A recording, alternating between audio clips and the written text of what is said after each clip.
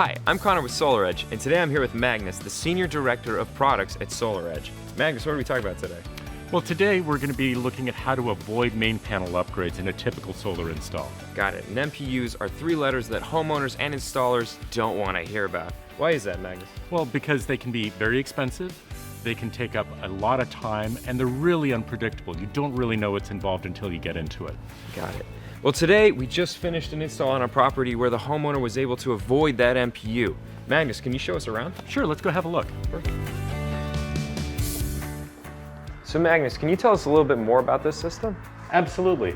The customer wanted to have 10.2 kilowatts of solar on the roof. They also wanted to have 2 batteries, and while they were doing this installation, they wanted to add an EV charger at the same time. That's a pretty typical system, but could that present any problems?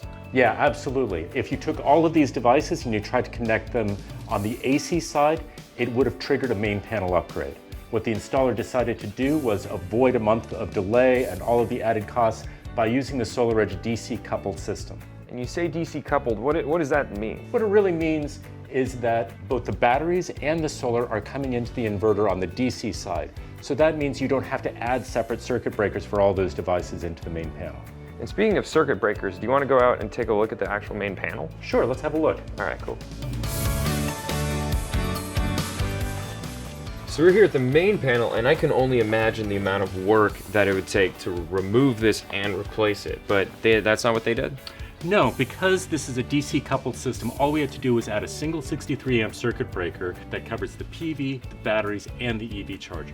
And that's already a lot of devices, but what if they wanted to add more solar in the future? Well, the good news is that with the home hub inverter that they've got installed here, they could actually install another 10 kilowatts of PV on the roof without having to touch this main panel at all. So 10 kilowatts of PV installed, EVs, batteries, and room for 10 more kilowatts. That sounds great, and that sounds like it saves a lot of money and time for installers and homeowners, which is good news for everybody. Absolutely.